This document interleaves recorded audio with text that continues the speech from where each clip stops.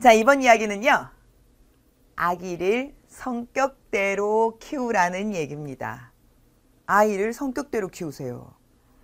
물론 예전에는 불과 얼마 전까지만 해도, 지금도 역시나 마찬가지이긴 한데요, 성격은 환경이 만들어낸다라고 해요.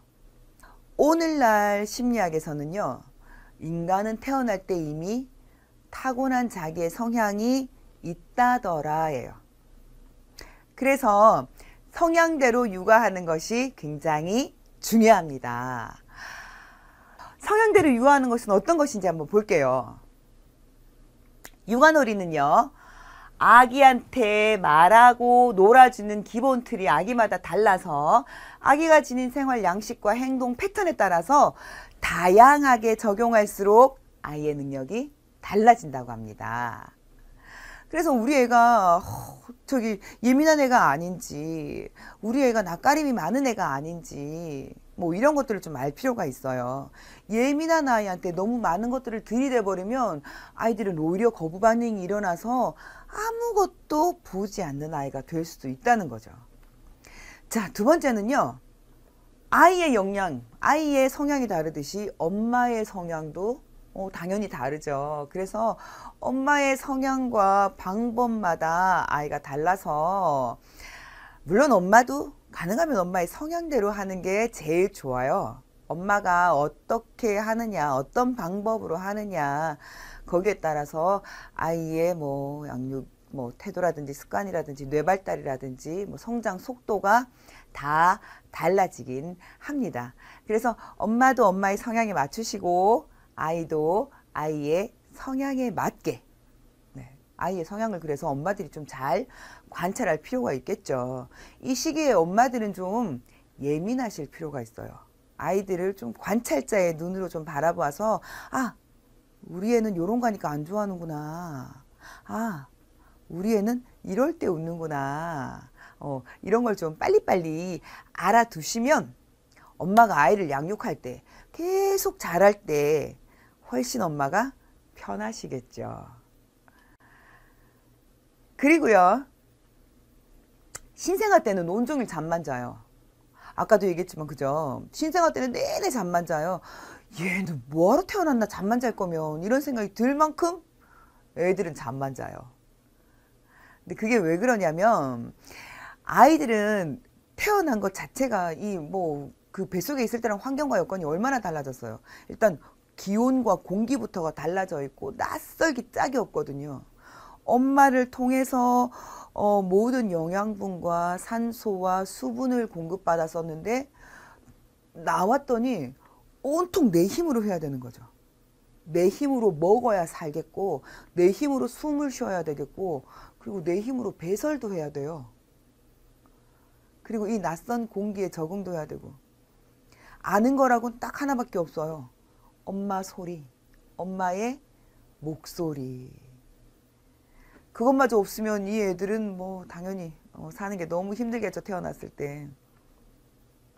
그래서 그것들을 적응하기 위해서 뇌와 신체 구조가 물론 자라기 위해서도 있지만 너무너무 피곤해요. 온통 스트레스에 노출이 돼 있는 거죠. 그래서 자요. 우리도 피곤하면 잠을 자잖아요. 그것처럼. 그래서 이 아이들이 신생아 때는 평균 18에서 20시간 정도 자야 된대요. 근데 그것보다 못 자는 애들이 있어요. 예민한 애들은 그것만큼도 못 자죠.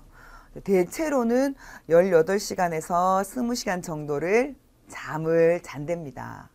그래야지만이 이 아이들이 자랄 수가 있죠. 말하자면 먹고 자고 해요. 일어나서 먹으면 또 자고 일어나면 또 먹고, 일어나서 또 자고, 그러는 중에 보면 싹고, 이렇게 되는 거죠. 그럴 때에 충분히 잘 수 있도록 환경을 만들어주는 것도 되게 중요해요. 특히나 예민한 애들은 소리에 예민하기 때문에 시각보다 먼저 오는 게 청각이라고 얘기를 했었죠. 그래서 청각이 먼저, 예민한 아이들은 그래서 청각이 예민하기 때문에 소리를 좀 조심해 줄 필요가 있어요, 여러분.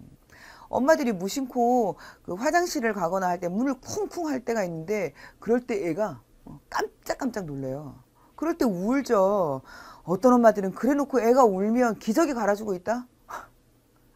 아닙니다. 네. 애가 놀래서 운 거면 달래줘야 돼요. 그럴 땐 특히나 엄마가 눈을 마주 보면서 괜찮아 괜찮아 별일 아니야. 우리 수진이 놀랬구나. 엄마 여기 있어. 이렇게 해줄 필요가 있다는 거죠. 그리고 예민한 애들한테는 특히나 소리를 더 조심해 주셔야 된다는 거. 네 번째로는요. 아기가 잠자는 그 시간 동안 두뇌를 개발시킨다는 거예요. 여러분 우리 성인들도요. 잠자는 시간 그냥 자고 있지 않아요.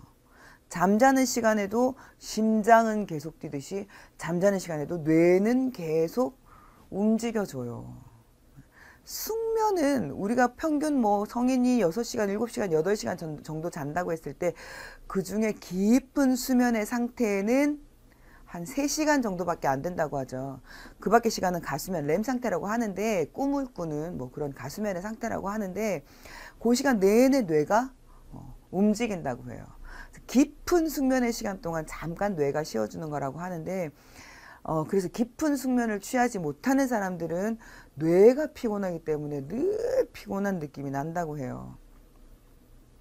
그렇듯이 우리 아이들도 잠자는 시간 동안 계속 잠만 자는 게 아니라 뇌를 성장시키고 있다는 거 잘 알아주시고요. 잠자는 시간 동안 잘 자는 애가 키도 잘 커요. 잘 잘 수 있도록 환경을 우리 엄마들이 좀 만들어 주시는 거에 신경을 써주시면 좋겠죠. 그리고 5번째는요. 신생아일 때는 엎드려 재우면 안 된대요. 간단히 얘기할 문제지만 또한 중요한 문제이기도 하죠. 신생아 때 뒤집어서 재우는 사람들이 있어요. 얘가 이게 더 편해하는 것 같더라 라는 건데 아닙니다. 얘네가 지금 호흡을 하고 있는데 호흡이 어렵잖아요. 그리고 목을 가누지 못하기 때문에 한쪽으로 목을 이렇게 돌려서 잘 텐데 이때 한쪽 목으로 둔 상태로 이렇게 그냥 재워버리면요. 갑자기 이렇게 질식이 올 수도 있고요. 목이 틀어질 수도 있고요. 그렇게 사망에 이르게 되기도 한대요. 그래서 여러분 3개월 이전에는 뒤집어서 재우는 것, 엎드려서 재우는 것 극도로 조심하셔야 됩니다. 그런 거 좋아하는 애기들이 간혹 있다고 해요. 우리 애는요 엎드려 재우는 걸 너무 자는 걸 좋아하는데 어떻게 하죠? 그럴 때는 잠깐, 그리고 아이가 엎드려 자는 동안은 3개월 이전에는 특히요 엎드려 자는 동안은 엄마가 거기서 시선을 떼지 않는 게 좋아요. 애 한 2시간 자니까 잠깐 내일 해야지 큰일 납니다. 아이가 엎드려 자는 동안에는 특히나 엄마가 아이를 좀 관찰을 하실 필요가 있어요. 10분, 20분에 한 번씩 이 아이가 불편해하지는 않나, 숨은 잘 쉬고 있나 확인을 좀 하셔서 돌려주시고 호흡도 좀 편하게 할 수 있도록 좀 관찰을 해 주실 필요가 있어요. 제일 중요한 건 엎드려 재우지 않는 거고, 만약에 엎드려 자는 걸 즐기는 애한테는 엄마가 관찰을 해 달라는 겁니다.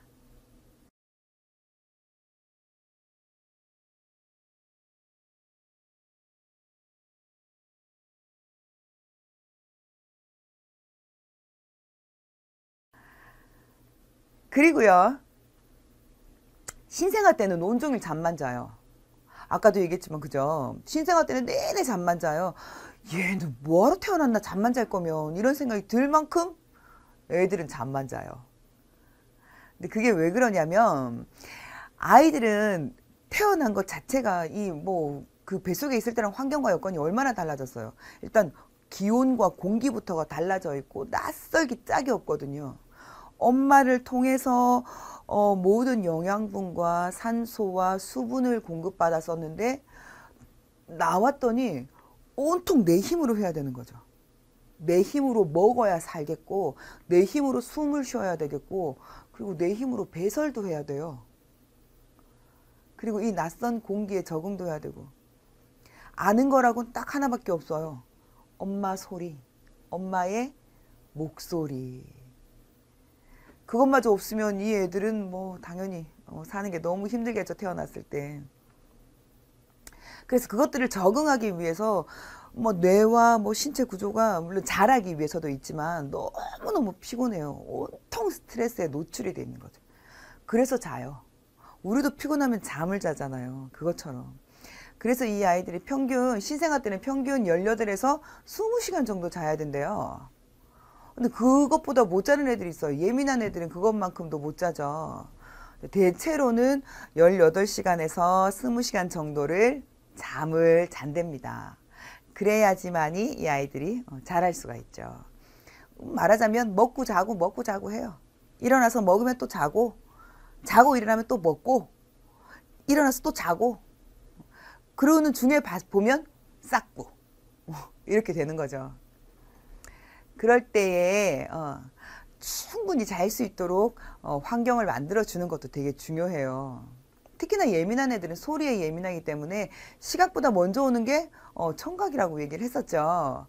그래서 청각이 먼저 예민한 아이들은 그래서 청각이 예민하기 때문에 소리를 좀 조심해 줄 필요가 있어요, 여러분. 엄마들이 무심코 그 화장실을 가거나 할 때 문을 쿵쿵 할 때가 있는데 그럴 때 애가 깜짝깜짝 놀래요. 그럴 때 울죠. 어떤 엄마들은 그래 놓고 애가 울면 기저귀 갈아주고 있다? 아닙니다. 네. 애가 놀래서 운 거면 달래줘야 돼요. 그럴 땐 특히나 엄마가 눈을 마주 보면서 괜찮아 괜찮아 별일 아니야. 우리 수진이 놀랬구나. 엄마 여기 있어. 이렇게 해줄 필요가 있다는 거죠. 그리고 예민한 애들한테는 특히나 소리를 더 조심해 주셔야 된다는 거. 네 번째로는요. 아기가 잠자는 그 시간 동안 두뇌를 개발시킨다는 거예요. 여러분 우리 성인들도요. 잠자는 시간 그냥 자고 있지 않아요. 잠자는 시간에도 심장은 계속 뛰듯이 잠자는 시간에도 뇌는 계속 움직여줘요. 숙면은 우리가 평균 뭐 성인이 6시간, 7시간, 8시간 정도 잔다고 했을 때 그 중에 깊은 수면의 상태는 한 3시간 정도밖에 안 된다고 하죠. 그 밖의 시간은 가수면 렘 상태라고 하는데 꿈을 꾸는 뭐 그런 가수면의 상태라고 하는데 그 시간 내내 뇌가 움직인다고 해요. 깊은 숙면의 시간 동안 잠깐 뇌가 쉬어주는 거라고 하는데 그래서 깊은 숙면을 취하지 못하는 사람들은 뇌가 피곤하기 때문에 늘 피곤한 느낌이 난다고 해요. 그렇듯이 우리 아이들도 잠자는 시간 동안 계속 잠만 자는 게 아니라 뇌를 성장시키고 있다는 거 잘 알아주시고요. 잠자는 시간 동안 잘 자는 애가 키도 잘 커요. 잘 잘 수 있도록 환경을 우리 엄마들이 좀 만들어 주시는 거에 신경을 써주시면 좋겠죠. 그리고 5번째는요. 신생아일 때는 엎드려 재우면 안 된대요. 간단히 얘기할 문제지만 또한 중요한 문제이기도 하죠. 신생아 때 뒤집어서 재우는 사람들이 있어요. 얘가 이게 더 편해하는 것 같더라 라는 건데 아닙니다. 얘네가 지금 호흡을 하고 있는데 호흡이 어렵잖아요. 그리고 목을 가누지 못하기 때문에 한쪽으로 목을 이렇게 돌려서 잘 텐데 이때 한쪽 목으로 둔 상태로 이렇게 그냥 재워버리면요. 갑자기 이렇게 질식이 올 수도 있고요. 목이 틀어질 수도 있고요. 그렇게 사망에 이르게 되기도 한대요. 그래서 여러분 3개월 이전에는 뒤집어서 재우는 것, 엎드려서 재우는 것 극도로 조심하셔야 됩니다. 그런 거 좋아하는 애기들이 간혹 있다고 해요. 우리 애는요 엎드려 재우는 걸 너무 자는 걸 좋아하는데 어떻게 하죠? 그럴 때는 잠깐. 그리고 아이가 엎드려 자는 동안은 3개월 이전에는 특히요. 엎드려 자는 동안은 엄마가 거기서 시선을 떼지 않는 게 좋아요. 애 한 2시간 자니까 잠깐 내일 해야지 큰일 납니다. 아이가 엎드려 자는 동안에는 특히나 엄마가 아이를 좀 관찰을 하실 필요가 있어요. 10분, 20분에 한 번씩 이 아이가 불편해하지는 않나, 숨은 잘 쉬고 있나 확인을 좀 하셔서 돌려주시고 호흡도 좀 편하게 할 수 있도록 좀 관찰을 해 주실 필요가 있어요. 제일 중요한 건 엎드려 재우지 않는 거고 만약에 엎드려 자는 걸 즐기는 애한테는 엄마가 관찰을 해 달라는 겁니다.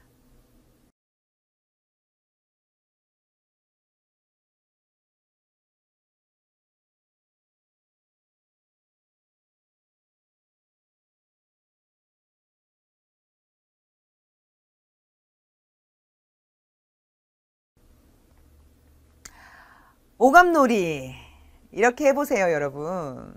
자, 여기 사과가 있어요. 참외도 있어요. 딸기도 있습니다. 자, 이건 과일이 있으니까 과일을 가지고 하는 얘기인데요. 보통 아까 뭐 계속 얘기했지만 주변에 있는 가까운 것부터 오감놀이를 시작을 하면 되겠습니다. 오감놀이는요, 탐구 의혹, 뭐 호기심, 뭐 또는 뭐 아이들의 생각, 뭐 이런 것들을 충족시켜 줄 수가 있어요. 근데 가장 기본적인 건요, 자극이에요. 오감놀이의 가장 시작은 아이에게 자극을 주는 겁니다. 아이들의 자극은요, 감각을 자꾸 깨어나게 만들거든요. 아이들은 모든 감각을 가지고 태어나지만 모든 감각을 다 쓸 수 있는 상태는 아니에요. 이미 쓸 수 있는 상태는 아니에요. 가지고 태어난 감각을 쓸 수 있는 상태로 만들어주는 것, 그것이 자극이거든요. 그런 자극을 편안하게 주는 것이 엄마겠죠. 가장 편한 사람이니까. 그래서 우리 엄마가 편안하게 자극을 하나씩 하나씩 주어서 우리 아이 감각을 하나씩 하나씩 깨어나게 해주는 겁니다. 사과다. 생후 1개월이 지나고 나면, 신생아가 지나고 나면 그 수유하는 모유나 분유 이외에 다른 것들을 약간씩 넣어주기도 해요. 그죠? 사과즙을 약간 짜서 준다든지, 그 과일을 이렇게 한 번씩 넣어주는 건 되게 좋대요. 새로운 맛이 미각에 자극이 되니까 굉장히 좋은데, 과일부터 시작을 하는데 과일이 좋다더라 너무 많이 줘버리면요, 애기들이 어릴 때 단 것에 익숙해져요. 미각이요, 단 것에 빨리 노출이 되면요, 다른 미각의 감각이 둔화된다고 합니다. 우리 이 혀 안에는요, 감각이 수만 개가 있다고 하잖아요. 근데 우리가 흔히 아는 건 맵고 짜고 뭐 그 다음에 뭐가 있죠?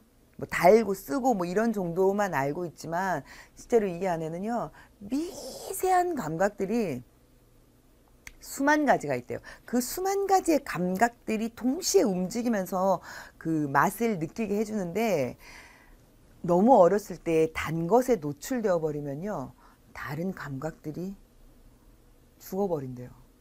단 게 그만큼 무서운 거기도 해요. 그래서 사과를 처음에 시작을 할 때 과즙을 조금, 뭐가 있을까요? 애기들 왜 약 먹는 스푼, 요만한 스푼 같은 거에 조금 해서 혀 끝에 자극을 살짝 주는 정도로 시작을 하는 게 좋고요.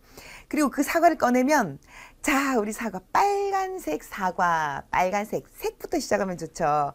와, 빨간색이구나. 와, 동그란 모양을 가지고 있네. 자, 이건 무슨 모양일까요? 동그란 모양. 오, 맞았어. 동그래, 그지? 와, 동그란 사과. 맛있는 빨간 사과. 이거는 사과. 요렇게 형태를 이야기하면서 반복해 주는 게 좋아요. 제가 사과를 되게 좋아하거든요. 갑자기 사과 얘기를 하려니까 사과 생각이 나면서 침이 돌아요. 제 감각이 살아있다는 거죠. 이게 감각이, 혀의 감각이 둔하지 않고 살아있으면요, 저렇게 시큼한 거, 새콤달콤한 것을 머릿속으로 그리기만 해도 이렇게 침샘이 분비된답니다. 네. 어쨌든 사과 맛있겠어요. 그죠? 이 사과를 아이한테 보여주면서 사과라는 단어를 반복해 주는 것, 그게 첫 번째 오감놀이의 중요한 거예요. 그리고 이왕이면 형태도, 와, 동그랗구나. 무슨 색이야? 빨간색. 맞았어요. 빨간색.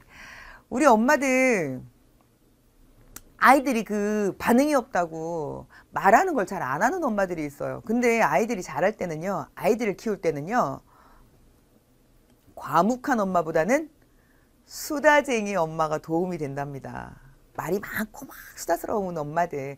근데 애 앞에서 막 계속 떠들어대면 아이가 스트레스를 받겠죠. 이런 애들이 또 예민해질 수도 있거든요. 그런데 그렇게 막 쓸데없는 말을 많이 하는 건 말고, 가능하면 아이한테 자연스럽게 계속 대화를 하면서 얘기를 이끌어 나가는 거, 그거 되게 중요하거든요.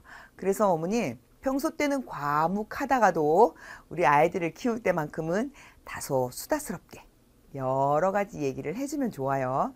사과놀이를 그렇게 시작을 하시고, 그 다음에 사과보다 참외는 또 눈에 뭐가 보이세요? 맞아요. 색깔이 달라요. 네. 사과는 빨간색이었지만 참외는 노란색이에요. 차이를 얘기해 주실 수 있을 거예요. 자, 이건 참외네. 참외. 와, 참외 너무너무 맛있는 참외예요. 야, 이건 무슨 색깔일까? 노란 참외구나. 와, 너무 예쁘다. 노란색 참외. 자, 요런 식으로 차이가 나는 색깔을 얘기를 해주시고요. 애들 못 알아듣는 것 같죠? 누워있는 애기가 못 알아듣는다고요? 아닙니다. 다 알아들었어요.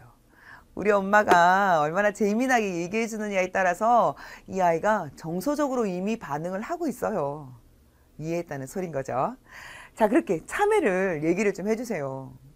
자, 얘 이름이 뭘까?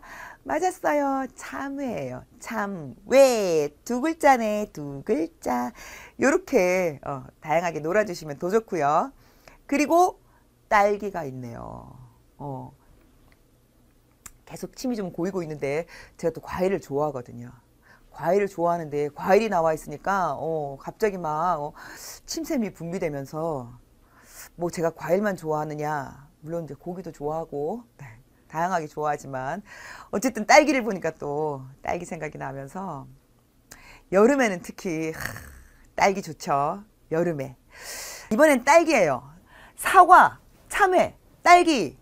자, 다른 게 뭐가 보이나요? 맞아요. 딸기에는 점이 있어요. 빨간색 사과에 무슨 점이요? 검정색 점이 찍혀 있네. 와, 이건 바로 딸기. 자, 이렇게 아이들에게 놀이를 시작해주면 좋아요. 그리고 또 뭐가 달라요? 맞아. 딸기에는 초록색? 꼭지가 있어요. 머리가 있네. 초록색 머리, 초록색 꼭지. 자, 이런 것들을 아이들에게 하나씩 차이부터 설명을, 이야기를 좀 해주시는 게 오감놀이의 시작이 되겠습니다. 아, 애 눕혀놓고 그런 거 어떡해. 뻘쭘하고 창피하게. 창피하지 마세요. 우리 아이들은 다 느끼고 있어요. 엄마가 그런 거 해주면 아이는 되게 행복해해요. 아이가 행복하면 자존감이 높아진다는 거. 어머니 잘 기억을 하시기 바랍니다.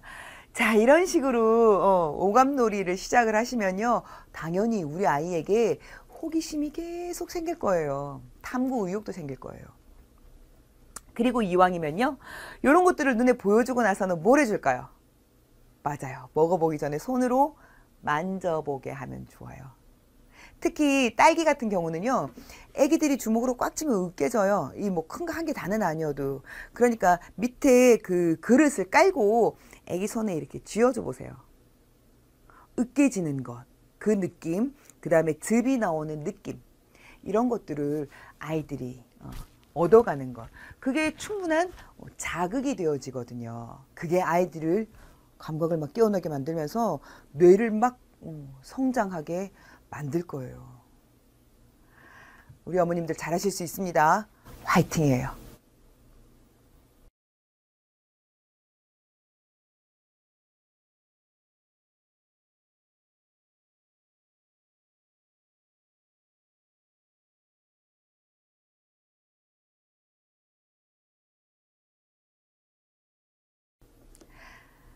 자, 이번에는 모빌놀이 잠깐 얘기해 볼게요.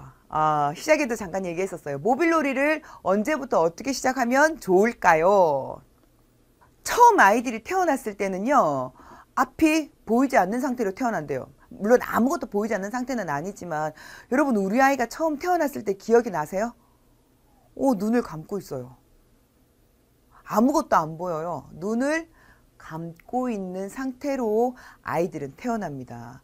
그러다가 곧 눈을 뜨게 되는데, 눈을 떠서 신생아 때는요, 아이들의 그 시각이 0.005 정도 된대요. 거의 뭐 뿌옇게, 세상이 그냥 뿌예, 아무것도 안 보여, 뿌예, 이 정도래요. 그래서 그때는 청각과 후각이 우리 그 엄마를 찾아내게 하는 감각인 거죠. 아이들은 처음에 냄새로부터 와 이거 우리 엄마 젖이다 알게 되는 거예요. 그리고 소리로 와 이거 우리 엄마 목소리다, 자주 듣던 목소리다, 와 익숙해 친숙해 좋아, 이렇게 되는 거죠. 그 다음에 생후 1개월이 지나고 나면 한 요 정도 25에서 한 30cm 정도 엄마랑 그러니까 눈 마주치는 정도, 아까도 얘기했지만 엄마랑 아이랑 눈 마주치는 정도로 아이의 시각이 그만큼 발달을 한답니다. 내가 살자고 엄마 눈을 보는 거예요. 어떻게 보면 그죠? 마음의 안정감을 찾으려고. 그래서 그때에 모빌놀이를 시작하면 좋아요. 우리 그 애기방 꾸미는 요즘 어머님들 보면, 요즘이 아니라 우리 때도 마찬가지였는데 애기방 꾸밀 때 제일 먼저 뭐부터 둬요? 애기 침대, 그 다음에 모빌도요. 그리고 신지도 않은 신발도요. 신발. 애기 길거리 지나가다가 애기 신발 이쁜 거 보면 와 우리 애기 신기고 싶다 사오죠. 언제쯤 신을 수 있어요? 돌지나 신을 수 있어요. 길거리에 파는 신발. 애기들 발 요만한데 신발은 이만한데 우리 신하고 비교해 봤을 때 애기 신 너무 예쁘거든요. 당장 신을 수 있을 것처럼 사지만 돌 돼야 신을 수 있어요. 돌 이쪽 저쪽에서 신을 수 있는데 1년을 기다렸다가 신발을 신으면 어때요? 작을 수도 있어요.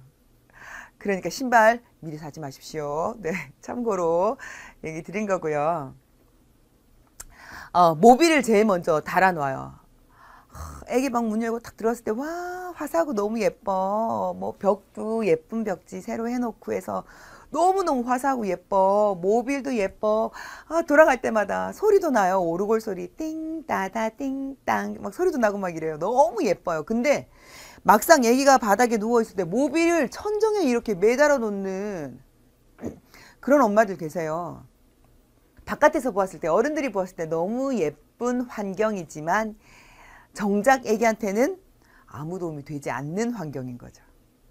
애기들은 처음에 어느 정도요? 25에서 30 정도 볼 수가 있대요. 그래서 생후 1개월이 지나서 모빌을 처음에 시작하실 때, 시각놀이에서 모빌을 처음 시작하실 때는요, 애기 눈앞에서 한 요 정도쯤 되도록 모빌을 내려놓으셔야 돼요.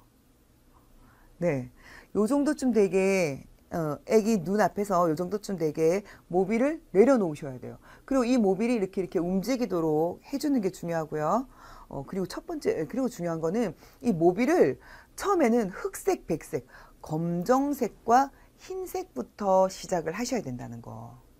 너무 여러 가지 색깔은요, 아이가 세상이 뿌했다가 금방 이제 조금씩 사물이 약간 그 형태가 인지되기 시작하는데 그때 총천연 컬러풀한 색깔이 막 돌아다니면 어지러워요. 피곤해져서 아이들 시력에도 물론 도움이 크게 되지 않을 뿐만 아니라 금방 잠깐 보다가 피곤해서 또 잠들어 버리죠. 어차피 잠자는 시간도 많은데 자꾸 잠이 들어버리면 아이들이 감각 깨울 시간이 부족하잖아요. 그래서 처음 2개월 때는 검정색, 흰색으로 시작을 해주시면 좋습니다. 자, 한번 볼게요. 애들이 어떻게 하면 빨리 모빌을 볼 수 있냐? 뭐 물론 너무 빨리 볼 수 있는 시간은 없어요. 애들마다 다 비슷합니다. 2개월이 지나야 하는 거고요.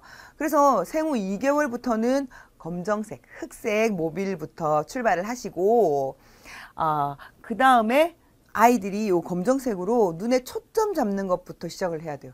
왜 아이들이 사물이 뿌옇게 보이냐면 초점이 없어서거든요. 아이들이 이게 막연하게 어느 한쪽에 초점을 잡지 못해서기 때문에 모빌놀이로 초점을 맞춰주고요. 엄마가 아이와 눈을 꼭 마주쳐야 되는 중요한 이유 중에 하나가 여기 나오네요. 초점 때문이에요. 아이들이 엄마와 자꾸 거듭거듭 눈을 마주치다 보면 어느 날 엄마 눈에 우리 애가 나를 쳐다본다 하고 느낄 때가 올 거예요. 그때 이 아이가 초점을 맞추는 법을 배워가는 거죠. 그럴 때에 모빌을 검정색부터 시작하는 모빌을 아이 눈에 이렇게 보여주는 것이 좋아요. 왜냐면 그때 아이는 이 모빌을 통해서 초점 맞추는 걸 배우게 되거든요. 시각 훈련, 시각 놀이 훈련을 그것을 통해서 하게 되는 거죠. 그 다음에 3개월이 지나면 삼원색을 시작하세요. 요즘 아이 엄마들은요, 사실 그 모비를 직접 만들어서 하는 분들 계시더라고요. 되게 어렵지 않아요.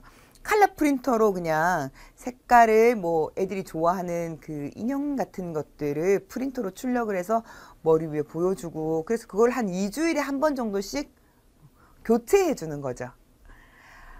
역시나 다양한 자극의 일환이에요. 근데 아침, 점심, 저녁으로 막 바꿔줘 버리면 애는 차라리 눈을 감아버리겠어요. 엄마, 난 다시는 눈 뜨고 싶지 않아요. 이렇게 되거든요. 그러니까 한 일주일이나 2주일 정도의 여유를 두시고 모비를 교체해 주는 것도 도움이 된다는 거 잊지 마시고요. 뿐만 아니라 아기의 모빌은 청각에도 중요한 역할을 한대요. 왜냐하면 아이가 쳐다보고 있는 동안에 나름 궁금하겠죠. 호기심으로 이렇게 쳐다보고 있는 동안에는 집중을 해요. 그러면서 초점 맞추기도 하고. 근데 그때 음악 소리가 들려오면 청각에도 자극이 될 뿐더러 정서에도 도움이 된대요. 아이가 훨씬 좋은 정서로 자라는데 큰 도움이 된다고 합니다. 그러니까 모빌이 열릴 때, 모빌을 사용할 때는 이왕이면 간단한 음악 소리, 오르골 소리나 피아노 소리 같은 음악 소리를 함께 사용하는 방법을 한번 찾아보시면 좋겠어요.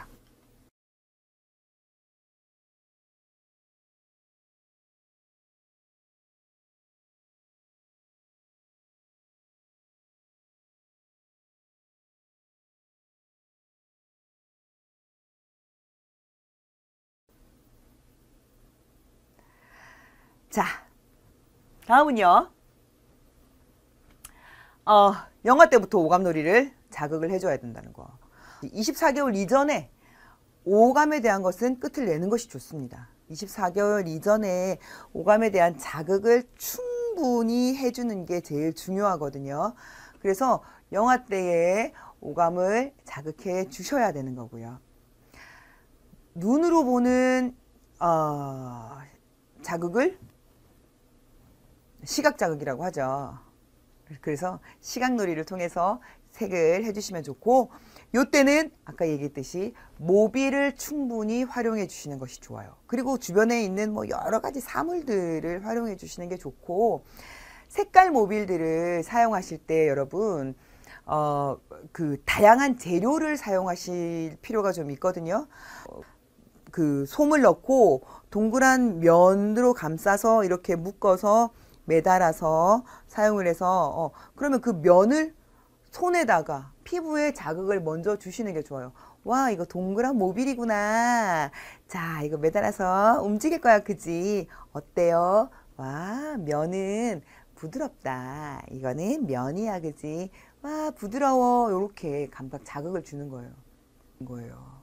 그렇듯이 늘 부드러운 것만 아이한테 주지 마시고, 그런 약간 가슬가슬한 느낌이 나는 것들을 모빌로 활용을 하셔서 자극을 주시면 이 아이에게 새로운 감각, 새로운 자극으로 새로운 감각이 깨어날 수 있도록 해주는 그런 데 도움이 충분히 됩니다. 그래서 그렇게 시각놀이를 모빌로 활용하실 때 촉각놀이를 함께 사용하시면 좋고요.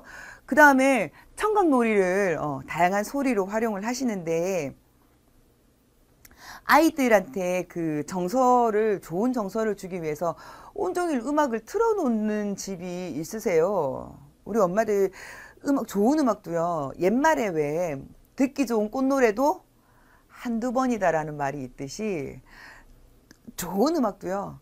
아예 계속 집에 틀어놓고 있으면 차라리 그건 블랙 소음이 돼버려요. 있는 것도 없는 것도 아닌데 그냥 소음인 거죠. 근데 그게 갑자기 없어지면 무서워요. 공포스러워지는 거죠. 그래서 아이들한테도요, 계속 그 소리를 주는 건 도움이 되잖아요. 사실 이게 좀 무서운 얘기일 수도 있는데, 제가 자랄 때 제 주변에 그런 아이가 있었어요. 어렸을 때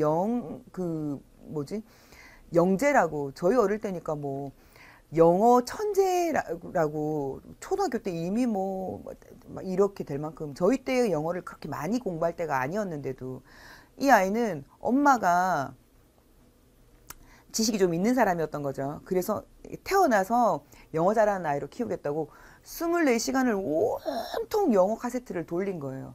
한글보다 더 많이 들었어요. 영어를 너무 잘하는데 불안증이 있어요. 얘가 잘 됐다는 얘기 못 들었어요. 초등학교 5학년 넘어가고부터 말더듬이가 되어서 그 정신과 치료받는다라고 들었었거든요. 왜 그러냐면 같은 자극이 계속 반복되는 것은 차라리 자극이 없는 이만 못할 수도 있다는 거예요, 여러분. 그래서 청각 자극을 줄 때, 청각 놀이를 할 때는요, 필요한 타이밍에 필요하게 하는 게 좋아요. 노래도, 음악도, 좋은 음악도 없다가 들려줘야 돼요. 자, 우리 수연이 엄마랑 좋은 음악 들어볼까? 자, 어떤 음악을 들어볼까? 짠! 와, 음악 소리 들려요. 그죠? 이렇게 시작을 하는 게 좋다는 거예요. 온종일 음악을 틀어놓으면 도움이 되지 않는다는 것. 역시나 소리도 청각도 그런 식으로 놀이로 가셔야 된다 하는 얘기를 드리겠고, 그 다음에 후각도 역시나 냄새도 후각놀이로 하시는 게 좋다는 거. 후각은 여러분 너무 빨리 지나가 버리니까 아까 그 사과나 과일 같은 향이 진한 것들 있을 때 아이 코에 한 번씩 지나쳐 주시는 게 도움이 될 거고요. 그리고 감각, 아까 시각놀이 할 때 감각 얘기는 충분히 드렸는데 피부로부터 오는 거고 뇌 전체의 발달에 굉장히 큰 도움이 되는 것이 이 촉각, 감각에 대한 것이기 때문에 잊어버리지 마시고 감각놀이는 다양한 형태로 우리 엄마들이 유도를 좀 하시면 좋겠습니다. 우리 엄마는 언제나 웃는 표정으로 말을 걸어주래요. 아이를 키울 때만큼은 이렇게 늘 웃는 얼굴로 아이를 대하는 거 잊어버리지 말았으면 좋겠어요. 사실 아까도 얘기했듯이 아이가 태어났을 때 아이한테 익숙한 건 엄마 목소리 하나밖에 없어요. 근데 엄마가 인상 쓰거나 엄마가 짜증을 부리면 이 아이는 기댈 데가 없어져요. 세상에 진짜 둥 떨어진 혼자가 되는 거죠. 여러분 예를 들어서 미국에 혼자 떨어졌다고 한번 생각해 보세요. 얼마나 외롭고 얼마나 막연하고 힘드시겠어요. 근데 여러분은 말도 할 수 있죠. 손발도 쓸 수 있죠. 우리 애기들은 말도 못하죠. 손발도 못 쓰죠. 아무것도 못해. 걷지도 못하죠. 움직이지도 못하죠.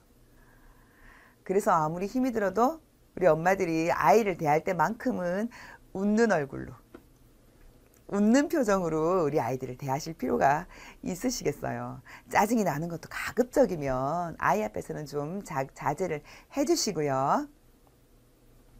그렇게 했을 때 우리 아이가 건강한 정서를 가지고 자랄 수 있다는 거. 자, 한 번만 더 기억해 주시면 좋겠습니다. 자, 그리고 마지막이에요. 아기놀이의 핵심은요. 시각, 청각, 미각, 후각, 촉각 요 5가지의 오감이었습니다. 그죠? 자, 이것들의 자극을 충분히 주면 우리 아이가 스스로 두뇌를 자극해서 발달을 한다는 거, 그렇게 해서 명석한 아이로 자랄 수 있다는 거 우리 엄마들이 믿으면 좋겠습니다. 그래서 천천히 한 걸음 한 걸음 우리 엄마들이 자신감을 가지고 아이들의 오감놀이를 시작하면 좋겠습니다.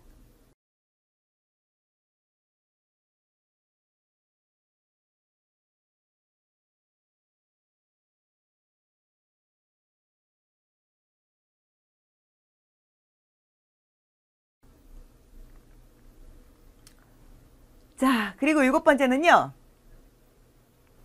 후각은 아까도 얘기했듯이 엄마의 젖냄새, 그리고 엄마가 자주 입는 옷냄새 등으로 후각을 이렇게 발달을 시킨대요. 그래서 길거리 진짜 한 100명 쫙 늘어놓고 니네 엄마 찾아봐 하면 냄새로 아기들은 찾을 수가 있대요.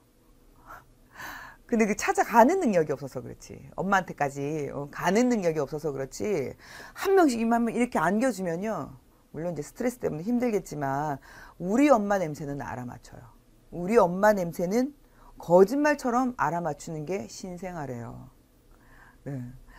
그래서 엄마가 좋은 냄새, 그래서 어머님 좋은 냄새를 우리 아이한테 줘야지 하고 아이 가까이 갈 때 향수를 뿌린다든지, 그리고 뭐 좀 자극이 있는 뭐 화장품을 한다든지 안 됩니다. 네, 그거 아이한테 자극이 너무 세서 너무너무 힘들어져 버려요. 아까 그 단맛이 다른 맛들의 감각을 무디게 만드는 것처럼 그 너무 센 자극은요, 다른 여러 가지 후각적 자극을 일소시키게 만들 수도 있어요. 본인의 후각이 냄새 자체를 싫어하는 아이가 될 수도 있어요. 그러니까 냄새 자체를 거부하는 아이가 될 수도 있습니다. 그 냄새는 좋다 나쁘다를 떠나서 아이한테 너무 자극이라는 거. 그래서 가능하면 우리 엄마들은 아이 가까이 갈 때 향수 냄새나 짙은 화장품 냄새는 피하시는 게 좋겠습니다. 그 다음에 감각 기능 발달의 피부 접촉. 네, 이거는 뭐 아이와의 애착 형성과도 관계가 굉장히 깊은 문제이기 때문에 꼭 해주셔야 돼요. 아이랑 자주 스킨십하고 터치를 하면 이 아이는 절로 그 정서가 건강한 아이로 자란대요. 요즘에 우리 엄마들이 창의력이니 뭐 아이들 뭐 창조력이니 뭐 상상력 이런 것들도 중요하다고 하면서 또 사회성이 중요하다고 하죠. 사회성. 그래서 뭐 웅변도 시키고 뭐 이런 것들을 하는데, 여러분 사회성의 가장 기본은 안정감 있는 정서예요. 정서가 안정되지 못하면 자신감은 절대로 오지 않거든요. 이 자신감, 그 다음에 안정된 정서는 우리 엄마와 아이와의 원만한 애착 관계에서 이루어진다는 거 잊어버리지 마셨으면 좋겠어요. 그리고 그 애착 관계는요, 저기로부터 오는 거예요. 어릴 때부터의 피부 접촉으로부터 온다는 거 기억하셨으면 좋겠습니다. 그 다음에는 아기는요, 소근육이 먼저 발달하고 그 이후에 대근육이 발달해요. 작은 근육부터 발달하기 때문에 작은 감각부터 작게 키우는 게 중요하다는 거고요. 언제나 놀이는 시각, 청각, 미각 요 진행 순서대로 하시는 게 좋겠습니다. 자, 이건 가슴에 손을 얹으시고 엄마들 스스로에게 좀 물어볼 필요가 있겠어요. 아, 나는 하루 동안 우리 아이의 손을 몇 번이나 만져주었을까? 우리 아이의 손을 나는 몇 번이나 만져주었을까? 피부 자극에 신체 접촉을 나는 하루에 얼마나 우리 아이와 했나? 자주 하는 게 제일 좋아요. 어머님 틈날 때마다 아이와 스킨십 하는 거 잊어버리지 마시고요. 자, 그리고 우리 아기를 키우다가 잘 모르는 부분이 있으면 어떤 방법으로 해결하나, 그것도 어머님 한번 고민을 해보세요. 에이 뭐 이렇게 넘어가지 마시고 해결할 수 있는 길들이 요즘 다양하게 있으니까 찾아서 알아보시고 넘어가시면 좋겠어요. 그리고 아기 성장일기.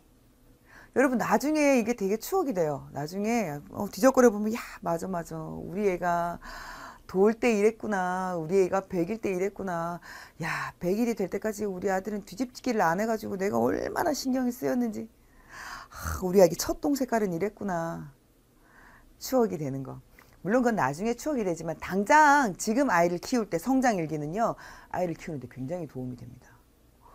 가만있어 봐봐, 우리 아이가 며칠 전에 열이 났었는데, 그런 것들 확인할 수 있고요. 가만있어 봐봐, 우리 아기 시각놀이를 언제 했더라? 그렇게 성장일기를 쓰는 습관을, 처음에는 귀찮을 수 있어요, 어머님들. 근데 귀찮아하지 마시고 처음에 간단한 메모부터 출발을 하셔서 성장일기 반드시 쓰시라고 권하고 싶어요.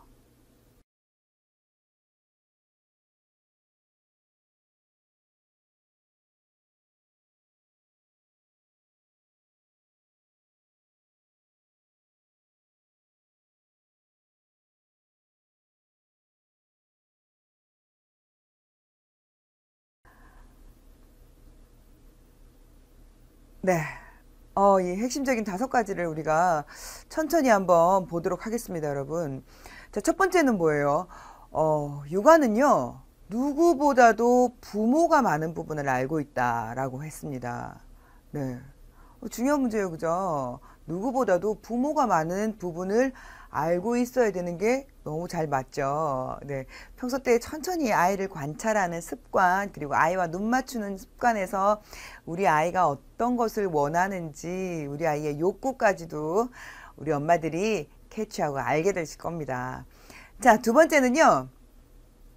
놀이를 좋아하는 애가 뇌발달도 빨리 온다고 하죠.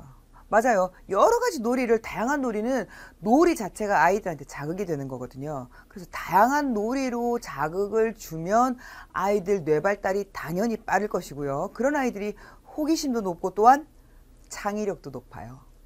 요즘 흔히 말하는 그 창의력도 그 놀이를 통해서 오는 거죠. 근데 엄마가 귀찮다고 혼자 놀게, 아이를 자꾸 혼자 놀게 냅두면 어떻게 되겠어요?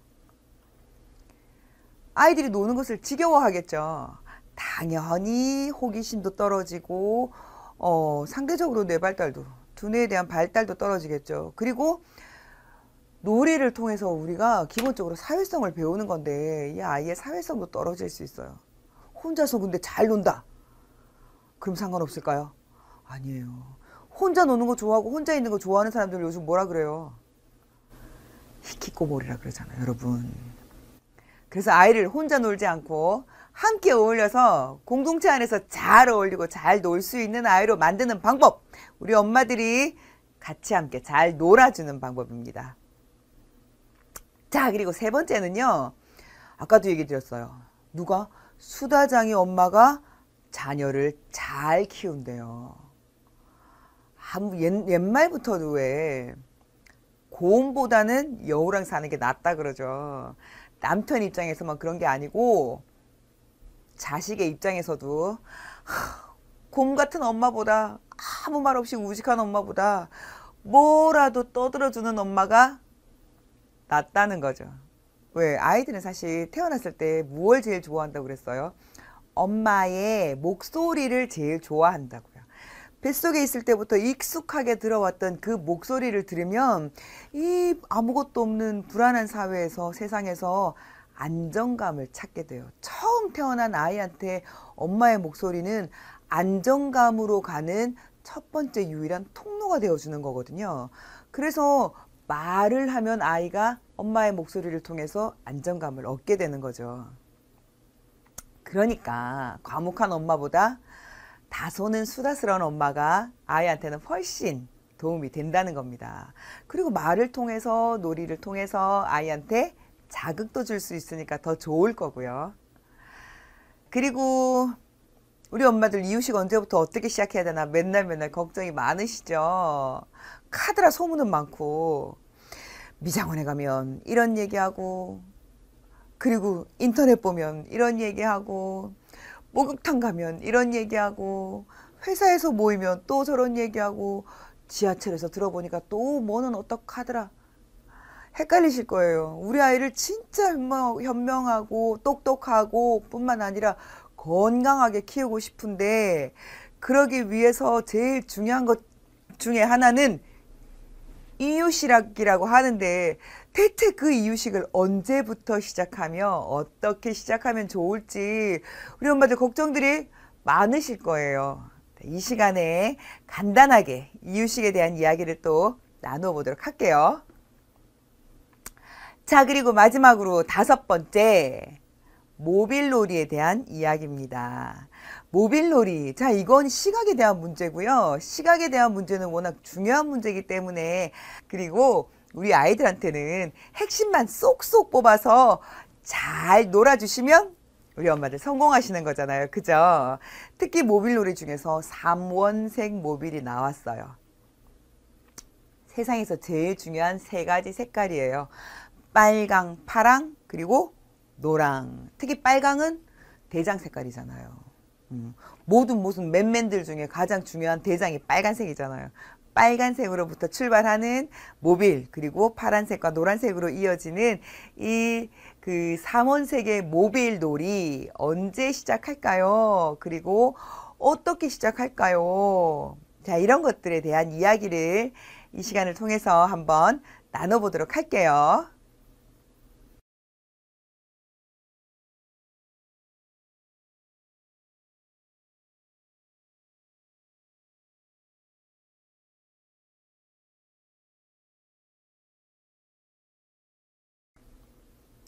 첫 번째 이야기예요. 육아. 부모가 가장 많은 부분을 알고 있다. 네. 자, 이 얘기는 무슨 얘기냐면요. 철학적으로 접근하자면 제발 직면하라. 자식 키우는 것보다 차라리 농사 짓는 게 낫다 이런 말이 있을 만큼 자식 키우는 문제는 쉬운 문제가 아니래요. 그래서 직장 다닐 때는 그렇게 직장 다니기 싫고 휴가 받고 쉬고 싶더니 자식이 태어나고 우리 아이를 키우려고 하니까 너무 힘들어서 차라리 빨리 직장으로 복귀하고 싶어서 엄마한테 아이를 맡겨놓고 서둘러 복귀하는 엄마들도 많아요. 근데 여러분, 아이를 키우는 건요, 사실은 시기가 있어요. 그 시기를 놓치면 안 되는, 그 시기가 넘어가면 아무 소용이 없는 그런 시기가 있어요. 나중에 자식들도 부모 돌아가시고 나면 그때 잘할 걸 후회하듯이 자식을 키우는 것도 시기가 있어요. 그 시기가 지나면 다시 돌아오지 않을 뿐 아니라 그 시기만 넘기면 아이는 또한 자립해버리니까 내가 하고 싶어도 못하게 되거든요. 그래서 여러분, 힘들어하지 마시고 내 아이니까 내가 잘 안다 하고 키우시면 좋겠어요. 엄마한테 맡기지 마시고. 옛날 같으면 여러분 대가족 그 시대에는 사실 아이 하나를 낳으면 책임지는 사람이 많았어요. 오냐오냐 안아주는 할아버지도 있었고, 맛있는 거 넣어주는 할머니도 있었고, 그리고 엄격한 그 아빠도 있었고, 아빠보다 어쩔 땐 더 엄격한 삼촌도 있었고, 엄마도 있고, 이모도 있고, 숙모도 있고. 맞아요.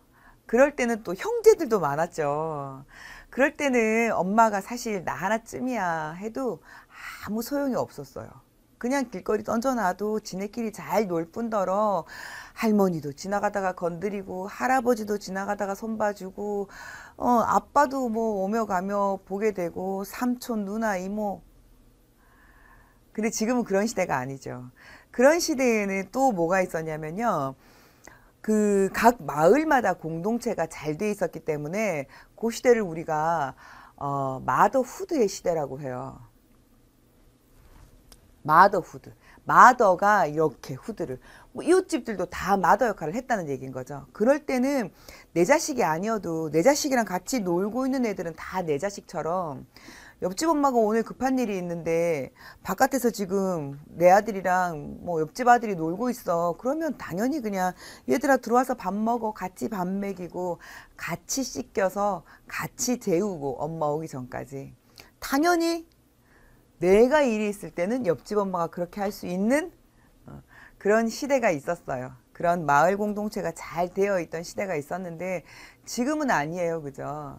한 10년을 아파트에서 살아도 내 옆집이 누가 있는지도 모르고 내 아랫집에서 맨날 조용하세요 소리를 들어야 되는 그런 좀 다소는 각박한 시대에 살고 있습니다, 우리가. 그래서 내가 너무 일이 많은데도 불구하고 옆집에다가 맡길 수 없어서, 앞집에다가 부탁할 수 없어서 버스 타고 저 멀리 2시간이나 3시간이나 가서 우리 친정 엄마한테 맡겨야 되는 그런 시대인 거죠. 그래서 특히나 우리 아이는 엄마가 책임을 져야 돼요. 많은 부분을 엄마가 알고 있어야 되고, 엄마랑 아이랑 교감이 잘 되어서 정서적인 교류가 잘 이루어지는 집 아이는요, 그 집에 가서 놀다가도 애가 엥 울면 엄마가 나랑 같이 고스톱 치다가도 아이고 배고픈가 보다, 아이고 잠깐만 갔다 오고요, 딱 배고픈 거 맞아요. 고스톱도 치다가도, 고스톱 하다가도요, 갑자기 애가 엥 울면 기저귀 갈아야겠네. 야, 너 어떻게 하냐, 보지도 않고. 울음소리만 딱 들으면 안 돼요. 신기하죠. 그게 엄마하고 아들하고 자식하고의 정서적인 교감이거든요. 울음소리가 다르답니다. 네. 그래서 우리 엄마들은요, 누구보다 우리 아이한테 필요한 것이 무엇인지를 잘 알고, 우리 아이한테 부족한 것이 무엇인지, 우리 애가 잘하는 것이 무엇인지를 알아서 그때그때 적절한 자극과 그때그때 적절한 욕구를 충족시켜 줄 수 있다는 거죠. 자, 그것의 가장 기본이 되는 것이 놀이로 출발을 하는 거고요. 자, 그리고 두 번째는요. 엄마는 자신의 아기에 관해서는 전문가라고 할 수 있대요. 우리 애가 뭘 원하는지, 무엇이 필요한지, 뭐가 모자란지. 그죠? 그것을 근데 잘 알게 해주는 것이 놀이예요. 어떻게 보면. 놀이는요, 아이의 감각을 깨우는 것도 있지만, 우리 엄마로 하여금 아이를 이해하게 만들어주는 도구가 되는 것도 놀이거든요. 여러 가지 오감 놀이를 통해서, 아, 우리 애가 예민하구나. 아, 우리 애는 이런 건 싫어하는구나. 야, 근데 우리 애는 이런 건 되게 좋아한다. 이런 걸 알 수 있게 만들어주는 거. 그런 것을 연결시켜주는 것이 오감놀이예요. 그러니까 우리 엄마들 피곤하지 마시고 힘들어하지 마시고 또 너무 어려워하지 마시고 오감놀이 시작을 하시면 좋겠습니다. 그리고 우리 그 놀이 하나를 아이한테 실천하기 위해서는 놀이의 내용과 경험, 내용이나 이런 것들을 결과를 경험으로 알고 진행한다 그러죠. 물론 여러 가지 도구들도 있고 교재들도 있어서 이 놀이의 효과를 경험으로 알게 될 거예요. 배우고자 하면 배울 수도 있고 실제로 실천하면서 우리 아이가 어떻더라라는 것을 우리 엄마들이 경험을 점점 쌓아가시면 좋을 것 같아요. 그리고 특히 그런 것들이 나한테 경험이 되어서 우리 아이를 이해하는 첩경이 되기 위해서 제일 중요한 건 아이들의 일기를 써보는 거예요. 육아일기를 써보는 거죠. 아이의 성장일기. 이렇게 해서 엄마들이 그날 아이와 놀아주었던 것, 우리 아이가 했던 행동, 그리고 내가 느꼈던 것, 이런 것까지를 좀 자세하게 육아일기를 통해서 쓰시면 좋을 것 같아요. 그리고 우리 아이가 부모한테 받은 능력, 이런 것들은 결국은 우리 엄마들이 어떻게 개발시키느냐에 달려 있다는 거. 그래서 우리 엄마들은요, 아이의 능력 개발자라고 할 수 있어요. 그래서 우리 아이들을 위해서 책임감을 가지시고 사명감을 가지시고 그리고 주도권을 엄마가 꼭 잡으시길 바랍니다. 그래서 진짜 야, 내 아이에 대해서는 내가 도사다, 내가 전문가다 할 수 있게 되기를 바랄게요. 화이팅!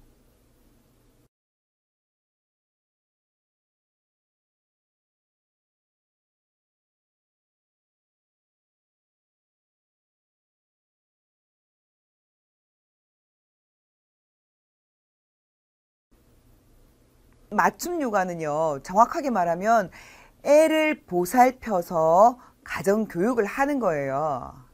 근데 사실 교육만은 부모가 힘들다는 얘기를 해요. 그죠?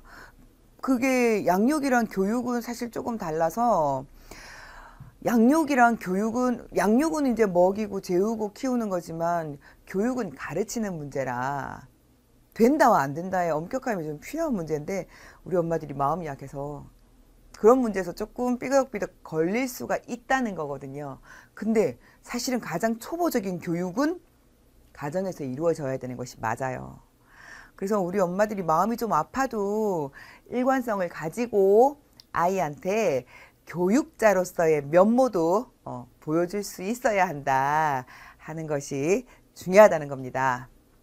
그 다음에 아이마다 기본 틀, 여기서는 성격이라고 얘기하죠. 사실은 성격이기도 하고 가지고 태어나는 성향이기도 한데요. 그 기본 틀이 다들 사물을 인식하고 터득하는 것이 이제 차이가 난다라는 겁니다.